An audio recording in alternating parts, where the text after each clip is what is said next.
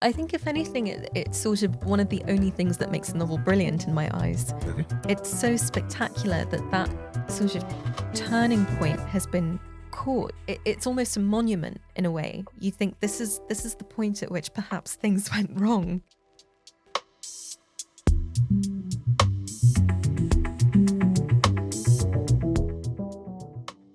Hello, everybody, and welcome to the latest Booker Prize podcast with me, James Walton. And me, Jo Hamya.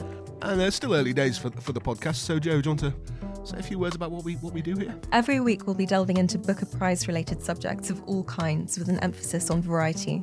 Obviously, we'll be discussing past Booker novels, but also films and TV shows based on them, memorable or just plain weird past Booker ceremonies and controversies, themes from different decades, writers we think should have won, and perhaps even writers we think shouldn't have.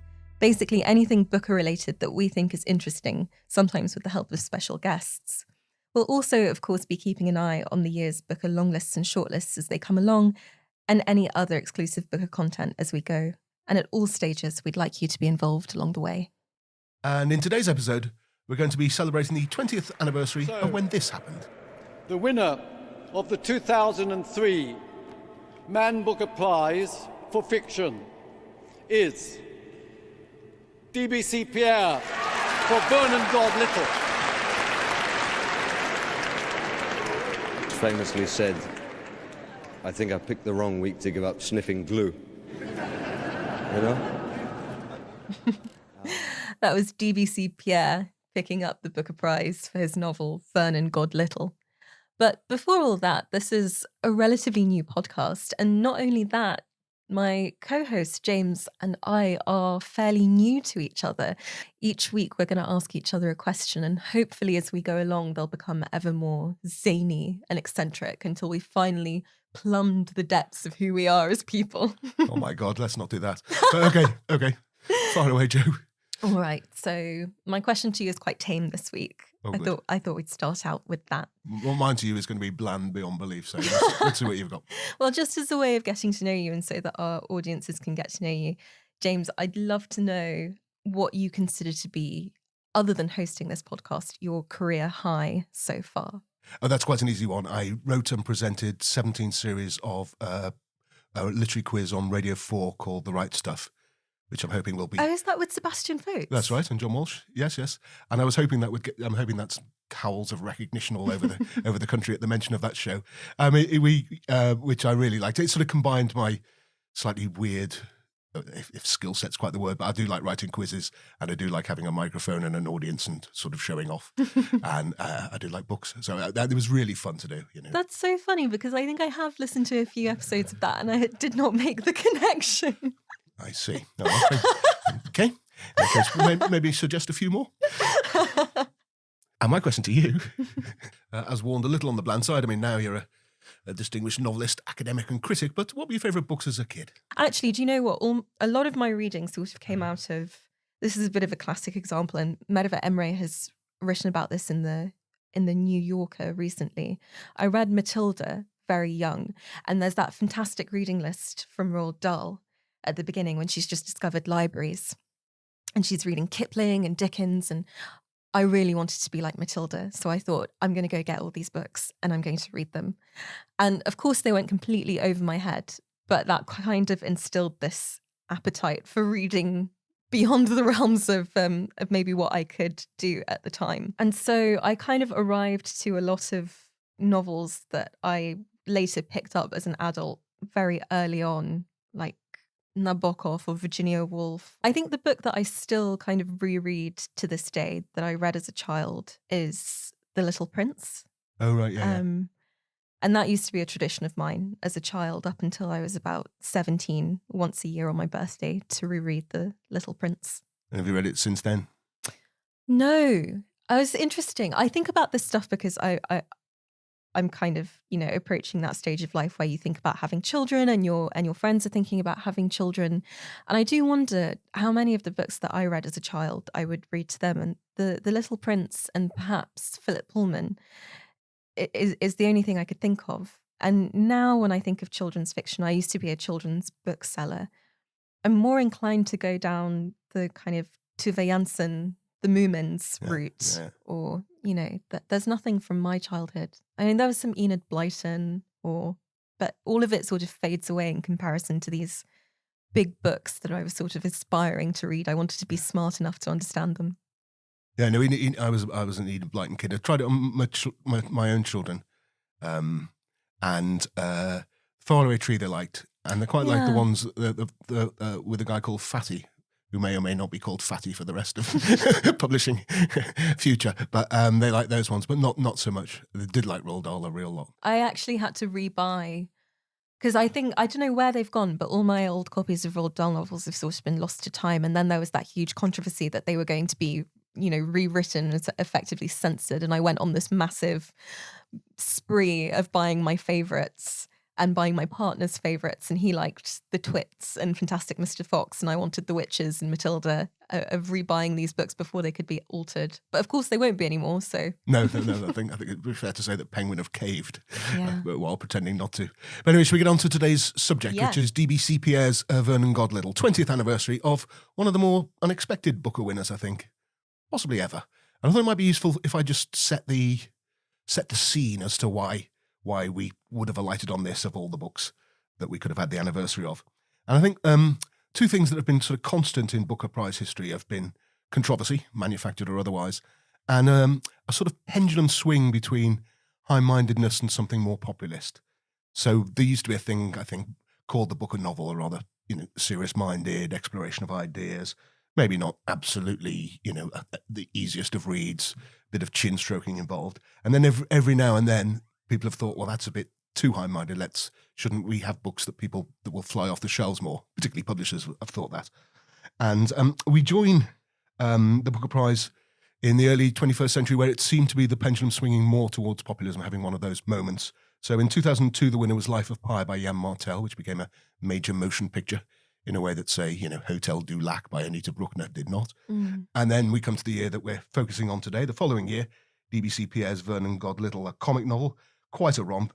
And I was around at the time. You were depressingly 5 or something. I like. was 5. Oh, God. Well, maybe 6 by that point. My birthday's in May.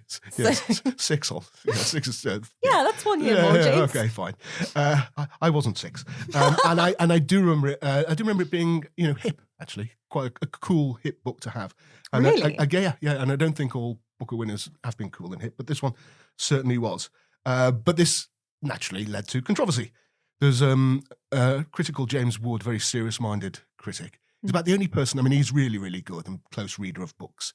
But he's the only person where I ever, reading his reviews, think, you know, come on, mate, it's only a book, as he kind of digs away earnestly. But anyway, he reviewed this in the London Review of Books, and he starts off by saying, what had happened is that this was when it was the Man Booker Prize. It became the Man Booker Prize in 2002. Also a source of great controversy. Also a source of great controversy, and particularly when James Wood suggested that the Man Group had asked for what he called shiny new populism, hence the win for Martel and for Pierre. And then there was furious letters to the London Review of Books by the administrator of the Booker Prize and the chair of judges, John Carey, saying that, you know, the Man had put absolutely no pressure on them. This was most defamatory and, you know, possibly libelous. And James Wood slightly caved. He said, okay, they didn't. Shiny new populism was a coinage of mine, but you can't help noticing that the books are shiny and quite populist, winning at the moment. So it might have been that, but I've got a slightly more possibly pompous theory that there was something quite poppy going on in the whole cultural air at that time. And I did look into the most successful bands in the UK in terms of singles, were Robbie Williams, Girls Aloud, Busted, and The Cheeky Girls, whose big hit you may or may not remember was called Cheeky Song, open brackets, Touch My Bum, close brackets. Yes. Yes. A big part of my middle school disco. Okay. And also, I think quite interestingly, as far as I can see, 2003 was the last year in which the Best Picture Oscar went to the film that had been the highest grossing of that year. So the most popular film and the Best Picture were the same, which was Lord of the Rings, Return of the King. So that would be my theory, that this sort of poppiness is reflected a bit in the Booker Prize lineup, because not only did Vernon God Little win, but other books on the shortlist included Brick Lane, another big seller, and Notes on a Scandal by Zoe Heller, 2 books that people loved. There was one book called Shop at perhaps more old school Booker Prize entry called Schopenhauer's Telescope, set in an unnamed European town with an unnamed narrator, and that only got as far as the long list. Well, as you pointed out with some alacrity, I was 5 or 6 in 2003, but I really wonder how much that holds up. I had to reread Life of Pi last year. I interviewed Jan Martel, which you can find on the bookprizes.com, our website. It's a great chat.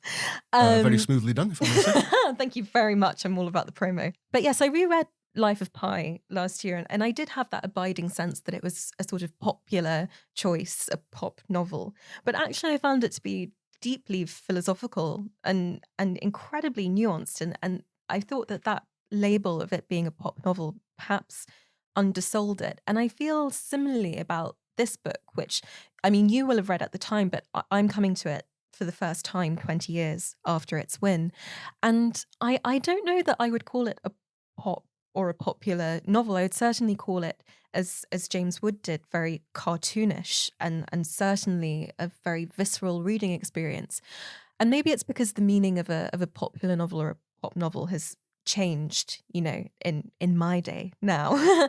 I'm slightly confused from the perspective of someone who doesn't have a memory of that time, or only a kind of hazy memory of that time, how that label could have arisen, because Life of Pi to me is an extremely meticulous, well-written, philosophical novel. And this is, almost literary to a fault, really. That's interesting, and annoyingly possibly even true. So that blows my theory out. But again, the memory of the time. Well, the previous 3 winners had been disgraced by James Coetzee, which is fantastic, but quite punishing. Yes. The Blind Assassin by Margaret Atwood, which I haven't read, but is big and a novel within a novel. And then Peter Carey's True History of the Kelly Gang, which I have read, and is written and is a difficult read. So all quite established authors. So I wonder if pop is simply a way of saying we're going to give the mantle over to someone younger or less established. Yes, possibly that. Well, maybe now's the time to introduce Vernon God Little to our audience. Yeah, go for it, Joe. Not an easy one, but go for it. No, it's not an easy one. This is actually an incredibly sprawling book.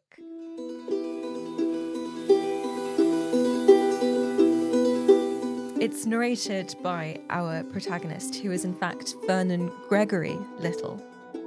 And it starts in the aftermath of a school shooting in, I think, the fictional town of Martirio, Texas.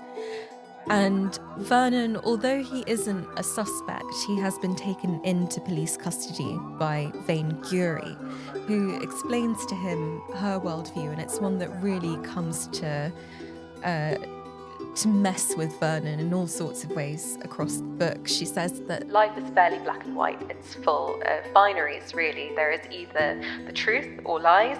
There are either civilians or psychopaths. And this doesn't quite work for Vernon. He's 15 when the book starts and he's 16 when it ends, but he's a kid and he's really still only just figuring out the stuff of life. Vernon, at the time of this school shooting, had been sent out to run an errand for his school teacher, Mr. Knuckles, and as such, he hasn't seen anything. But the shooter was a friend of his. His name was Jesus Navarro, and in fact, Vernon is one of Navarro's only 2 friends, which is why there's such great public interest in him. And as the plot goes on, what becomes apparent is that because Navarro's last act was to turn the gun on himself, Vernon, being one of his only friends, is an appropriate, as he puts it, scapegoat. Yeah. So Vernon, we meet him in police custody. He's being questioned, and then fatefully, a friend of his mother's arrives, insists that Vernon must be famished, that he must need lunch, even though he's been offered chicken wings. And she whisks him away. This obviously sets Vane Gury's mind racing. She thinks that Vernon must be guilty because he's flown from police custody, and when she catches up to him, she tells him as much. Now, Vernon is rescued, again rather fatefully, by a man who appears from a white man, always a bad sign. His name is Yoalio Lali Ledesma. He claims to be a TV man. And he kind of talks Vernon out of trouble with vainglory. But at the end of all of this, he looks at Vernon and he says, "You owe me a story." And that more or less seals Vernon's fate. He goes home to his mum, who only really has an interest in him insofar as it progresses her social life. And a little bit of time goes by, and it turns out that Lally is living out of this van, and Vernon's mum takes him in. Lally's first great betrayal is to shack up with Vernon's mum. And his second great betrayal is to promise Vernon a story which will run on TV, which will sort of redeem his good name, but which in fact paints him as a murderer. Vernon gets very angry, understandably, and sets about the project of trying to uncover Lally as a fraud, which he is. But it doesn't quite work, and so he decides that he needs to abscond to Mexico, and he needs to go on the run. And I think I'll leave it there so that I don't spoil the ending. Readers can pick up the book and find out on their own whether Vernon lives or dies. I might spoil the ending, but we'll come to that. But yes, okay. What did you make of it? I have very mixed feelings about this book. It's an incredibly voice-driven novel, and the voice is very high key. It's Vernon's voice, which is rude and filthy and often very funny, and also full of, I guess, life's deeper questions, the ones that you can only really ask when you're a teenager. Do you want to give us an example of the voice? So this is an extract from the book, and Vernon, actually, it bears saying, is talking about a kind of psychological knife that his mother has placed in his back and which she likes to twist in various motherly ways. And he says, "I learned that the authorized world doesn't recognize the knife. Your knife is invisible. That's what makes it so convenient to use. See how things work? It's what drives folk to the blackest crimes and to sickness. I know it. The thing of everyone turning the knife just by saying hello or something equally innocent sounding. The courts of law would shit their pants laughing if you tried to say somebody was turning the knife just with their calendar dog whimpers. But here's why they'd laugh. Not because you couldn't see the knife, but because they knew nobody else would buy it. You could stand before 12 good people, all with some kind of psycho knife stuck in them that loved ones could twist on a whim, and they wouldn't admit it. They'd forget how things really are and slip into TV movie mode where everything has to be obvious. I guarantee it." What do you make of the voice? Because there's that. I think that happens in a lot of novels, really. But he's basically meant to be, and is, to all intents and purposes, a dumb school kid. Didn't really learn to read or write. Didn't learn to write properly till he was about 7, and yet he writes prose like this. Is that, to be honest, that's sort of fine by me. That's how novels work. But is it a bit weird? I mean, that the idea that he's literate up until the age of 7 and then suddenly comes out writing like this, I think, is one of those things that you have to sort of suspend your disbelief a little bit. I'm not fussed about that either. I think where it falls down for me is that the book with this voice sort of oscillates between a very kind of high-key absurdism, a slightly unbelievable absurdism in the best possible way. In a way, I kind of wish that this book was an episode of Black Mirror, I think is the best way to describe it. But then at other parts, it sort of diverges into a much more measured and a much more, again, philosophical tone. And I think there's no in between. And it means that the overall effect is quite muddled and potentially lacks depth, because just as you're getting into the stride of this very voice-driven narrative full of bombast and character-driven, plot-driven method, you're brought up short by these meditations on life, which are much quieter and much... They do kind of make you scratch your head in a good way. But nevertheless, you are brought up short by them.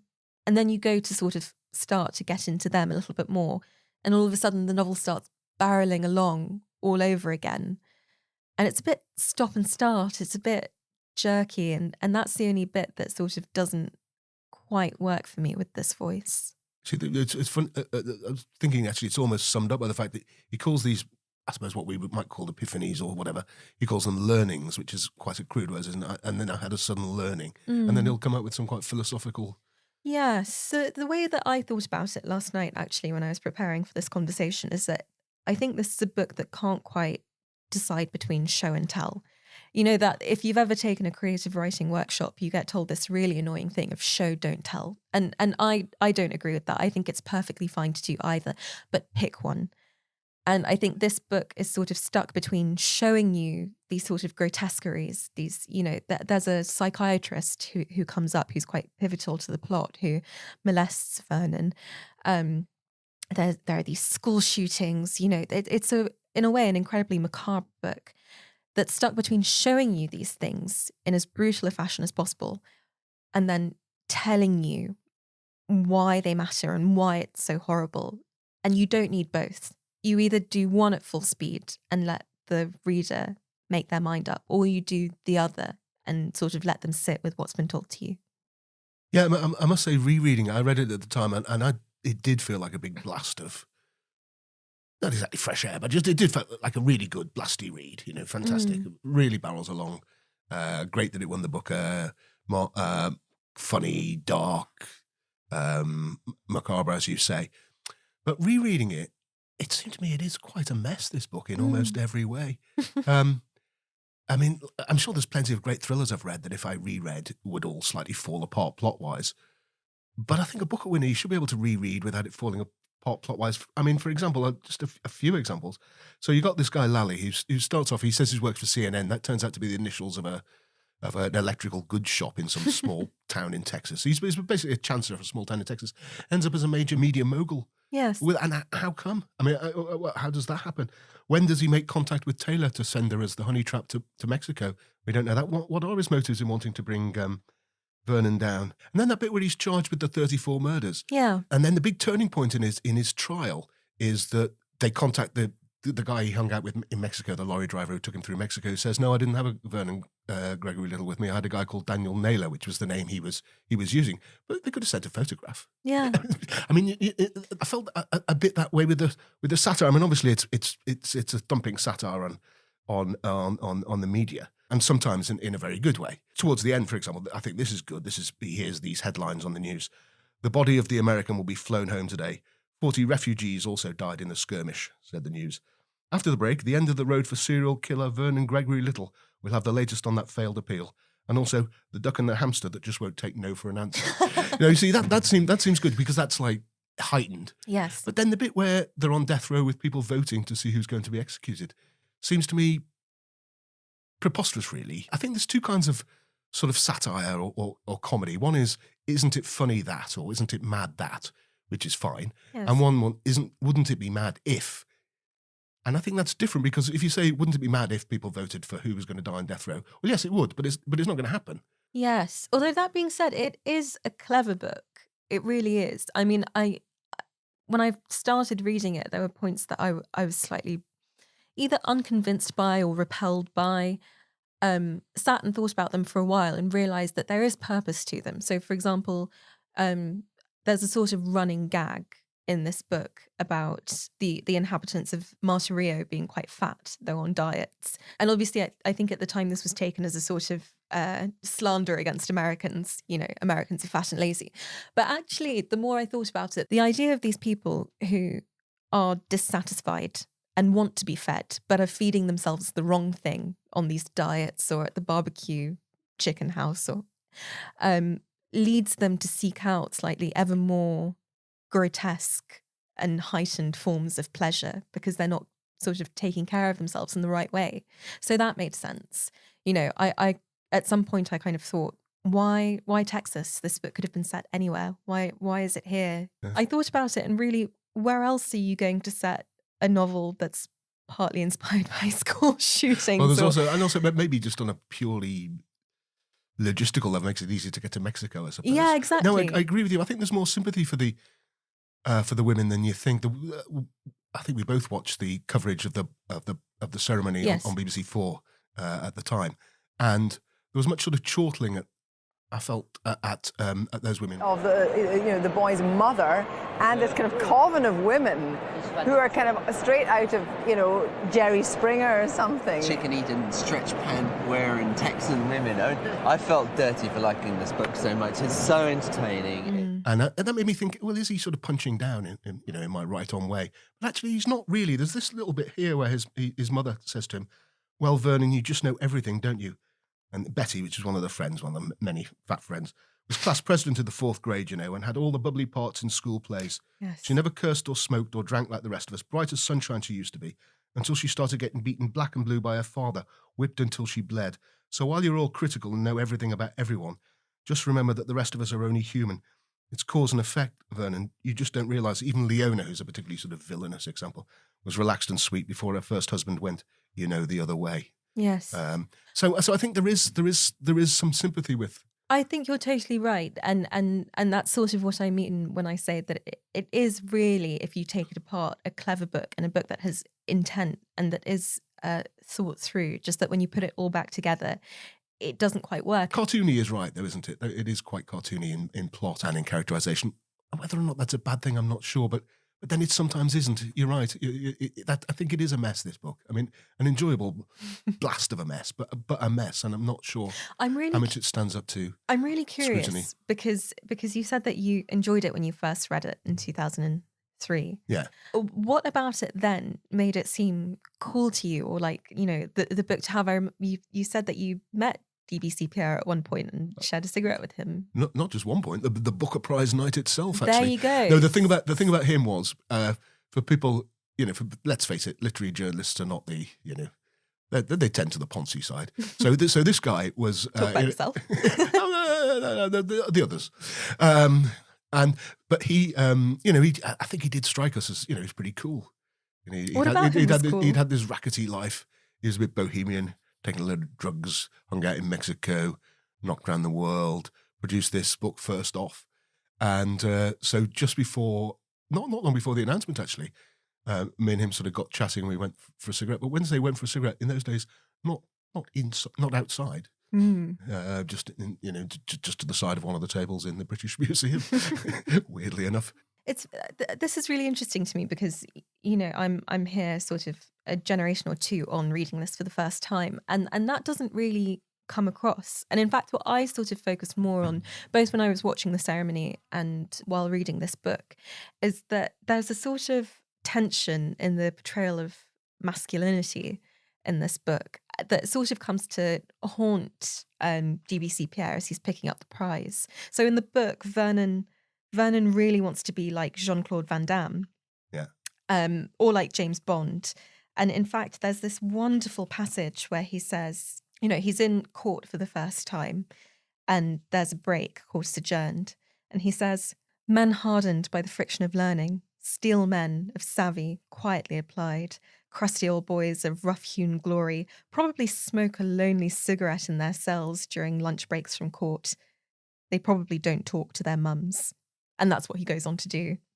He goes to have a phone call with his mother.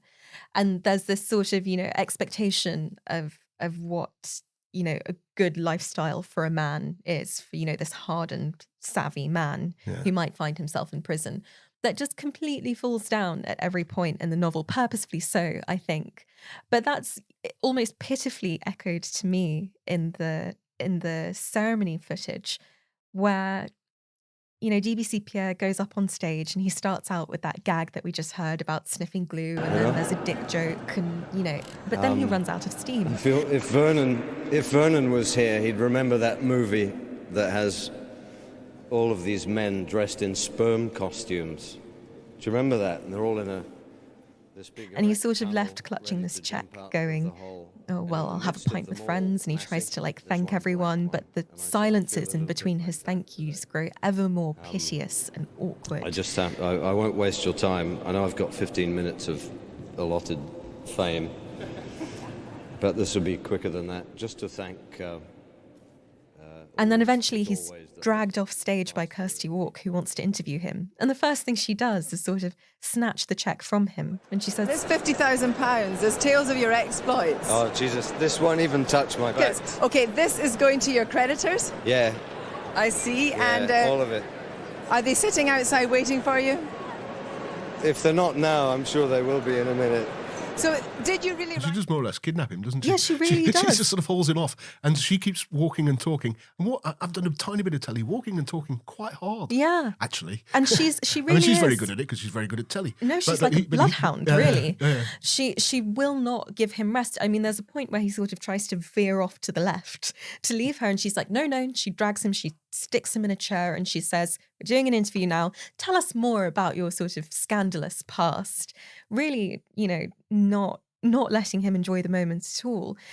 And that to me is kind of more of what comes out in this novel. Not necessarily, not that it's essentially a book about masculinity, but more than the idea of kind of slander against Americans and the fact that they may be fat or lazy. It's more this sort of, I suppose, critique of what ideal or as Vernon puts it, TV movie lifestyle is, and the characters that populate it, and how that completely might mess your life up. How it might blow up in your face. Right. Actually, I've got a little passage here which I chose because I thought it had more or less everything about the book, the TV movie stuff. He's obsessed with panties, if you remember, but also the bit where the writing goes over the top as well. So this is it. That's the kind of life I want, the life we were promised. A fuzzy old show with some flashes of panty and a happy ending. One of those shows where the kid's baseball coach takes him camping and teaches him self-respect. You've seen that show with electric piano notes tinkling in the background. Soft as ovaries hitting oatmeal. And I think it's brilliant up until ovaries hitting oatmeal. I'm not quite sure what that means. So you know what I mean? It's a real mix of stuff. So when I describe it as a real old mess, I think I'll stick to that. But whether or not I'm beginning to think that's not necessarily a terrible thing, I'm not sure. But I think one of the places that this book is actually where it does hold up is its portrayal of the media landscape and what it does to people's morals and what it does to their expectation of life and what it's like to watch the news. And I was really surprised to find as I was reading that actually for a book written in 2003, this is a fantastic introduction to the landscape that is Twitter. Where people who watch the news are sort of in a reaction economy to it, and they're bidden almost to respond in some way or to vote on what's good and what's bad, on who they should hate, who they should deem a murderer, in a way that blinkers them to fact and to actual truth. And there's this very sort of desperate plea that goes throughout the book from Vernon that he believes in the truth, he believes in the justice system, and he believes in the idea that, rationality and real life will win out and save his life. And it's utterly ridiculous in context of this novel in the same way that it is to think about those same things on the internet. No, what you were saying right at the start, when that binary thing is set up and he can't quite buy into it, but and that binary thing that we're extremely familiar with today. Yeah. It also reminded me that there was a time when all the things that people now fear about the internet and social media and so on, creating the world rather than reporting on it, actually fabricating stuff in order to fill up space, is exactly the same fears that were had about 24-hour news in the sort of 90s, I think. That it was distorting reality rather than simply reporting on it. And this catches the cusp actually just between this, because this guy poses as if he's working for CNN. Yeah. And CNN's got to fill up all that space with 24 hours is a lot of a lot of time, and every single day. So stories have to fill that time. But then it sort of morphs into the internet towards the end when they're voting on death row as to who should live and die. I mean, in a way, one of the problems with a book that captures that quite so well is that now we think, oh yeah, we know that a bit. Do you think? No, I think if anything, it's sort of one of the only things that makes the novel brilliant in my eyes. Okay. Because my partner read this book when it came out, but his memory of it was as being a novel of the 80s or the 90s. And I kind of turned to him and I was like, what are you talking about? This novel has references to Eminem and to email, and it's thoroughly an early 2000s novel. And to me, it's so spectacular that sort of turning point has been caught, because you don't think, yes, I already know this. You think it's almost a monument in a way. You think this is the point at which perhaps things went wrong. that it's captured on the page is sort of phenomenal to me. That's interesting. Yes, okay. I think I'll buy that. Do you think we should move on to the question of what happened next? Yes. One of the I've been bracketing together Jan Martel and DBC Pierre a bit, but I think quite a hard question a hard quiz question would be, name any of other of those people's books. Were they both one-hit wonders in a way? I mean, whether that matters or not. Yeah. I wonder though if you're not someone who is regularly listed for the prize by way of someone like Margaret Atwood or Salman Rushdie, whether winning the Booker once and not being longlisted or shortlisted again confines you to being a one-hit wonder. Whether that's just sort of the Booker curse. Possibly a Booker curse might be a subject for a podcast at some stage, but I think just even the general reader who doesn't necessarily know what's Booker shortlisted and longlisted would be hard. A bookish person, someone who keeps up with the world of books, might be hard pressed to name another Pierre. I think that's fair. I actually did read a couple of his latest ones. I made my one and only appearance on Saturday Review, which is Radio 4's look at the week in arts. And funnily enough, we had a book by him called Breakfast with the Borgias, and it was set in a mysterious sort of boarding house with weird guests. And it turned out in the end, I think, spoiler alert, not required, that they were all dead. And this was some sort of purgatory. And I thought this was a rather brilliant twist, and I was all set to say that. But whoever went first on this book's discussion said it. And of course, there's this really obvious twist you can see from about page 2. I hate those people. and then everyone was going, yeah, really obvious what's going to happen in the end. So I had to slightly change my tune. Yeah, oh yeah. Sort a mile off. A mile off, bloody hell, we're all dead. Yeah, what? I've got a really shady understanding of who DBC Pierre is. I Googled him the other night, and all I came up with were articles about him selling a house from under his friend, living in Mexico, having sort of alcohol and drug-induced fugues throughout his early to mid-20s. And I feel like I still don't quite know who this person is. No, well, from memory, and I think even since, shadiness was part of the appeal in a way. I mean, it's got that name, DBC, stands for Dirty But Clean. Dirty But Clean Pierre. Whereas in fact, he's a bloke called Peter Finley, who was born in Australia, I think, to pretty middle-class parents, British parents.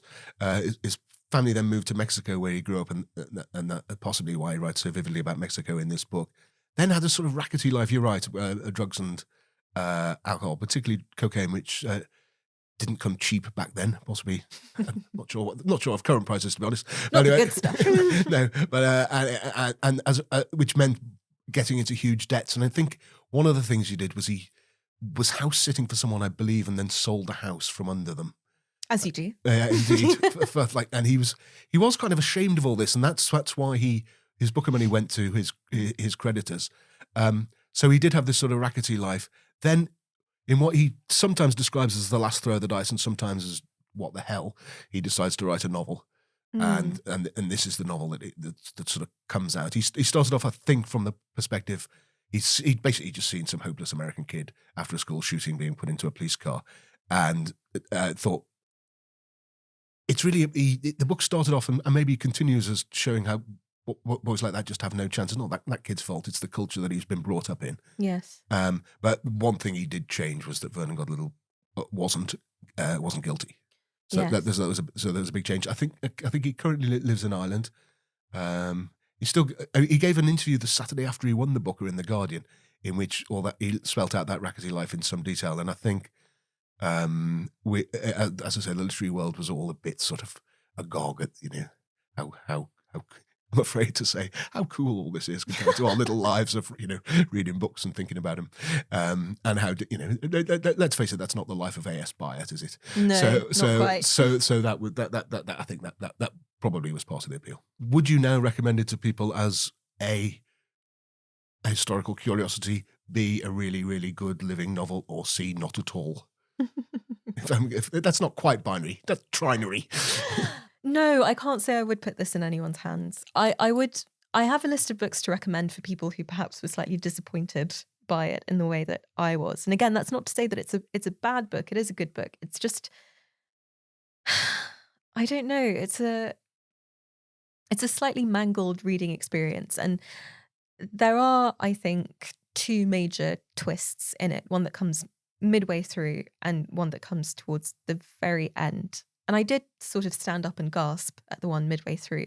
But after that point, I did slightly find myself wishing that the book would come to a conclusion faster. And I don't think that's the sign of a novel that you want to recommend to other people. I would say that if someone had the patience, I would hand it to people who have in the past been fans of something like The Crying of Lot 49 by Thomas Pynchon, or In Cold Blood by Truman Capote. But ultimately, a reader who enjoyed those novels would be let down by Vernon God Little. Yeah, I think all those books hang together much better than this does, really. Yeah.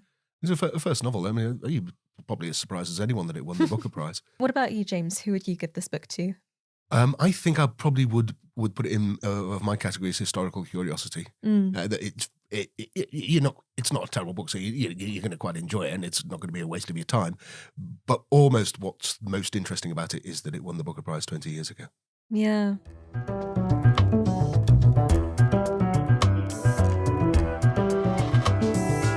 And so we come now to a bit of promised interaction with our listeners in a feature we call Booker Clinic, whereby we become, rather implausibly, an agony aunt and agony uncle. You send us problems and we try and solve them through the medium of literature. Joe, have you got a question for us today? I do, and this one actually comes from the Booker office. So our anonymous listener says, my 2 teenage kids, aged 18 and 15, think, for some reason, that I am deeply uncool. They don't like my taste in music, films, clothes, etc. Perhaps if I recommended a cool book, they'd see me in a different light. Or maybe there's a book to make me feel better about my relationship with my kids. I might know who that's from, and I find that rather hard to believe. But anyway, I'm not sure recommending cool books is going to necessarily work. I think recommending a book to your kids to turn around your opinion or their opinion of how cool you are might just put the nail in the coffin. So my first recommendation actually isn't literary. Buy them tickets for Glasgow or for All Points East or something like that. I think that'll be more effective. But perhaps a book to make you feel better about your relationship with your kids. We can respond to that bit. Yeah, I think we both came up with this actually, which is Us by David Nichols.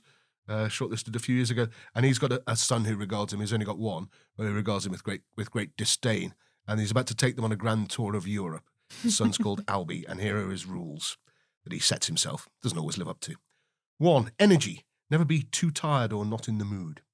Avoid conflict with Albie. Accept light-hearted joshing, and do not retaliate with malice or bitter recriminations. Good humour at all times. This one I think actually is a pretty useful one. 3. It is not necessary to be seen to be right about everything, even when that is the case. 4. Be open-minded and willing to try new things. For example, unusual foods from unhygienic kitchens, experimental art, unusual points of view, etc. This comes pretty hard to a middle-aged man, let me tell you. 5. Be fun. Enjoy light-hearted banter. Try to relax is 6. Don't dwell on the future for now. 7. Be organised, but 8. Maintain a sense of fun and spontaneity. 9. At all times be aware of Connie, that's his wife. Listen. 10. Try not to fight with Albie. Oh, it's such a great book. Such a great book. There was one I absolutely could swear was by Ann Tyler, which is that having a teenage child can sometimes be like, I think the first spaceship to orbit the moon didn't land there, it was Apollo 8. And so when it orbited the moon for the first time, it disappeared around the dark side of the moon. And although NASA scientists were pretty sure that would be fine, nobody had actually been around the dark side of the moon before. Nobody knew for certain what was there. So there was a great tension while it disappeared and disappeared and disappeared, and then it re-emerged and they all cheered.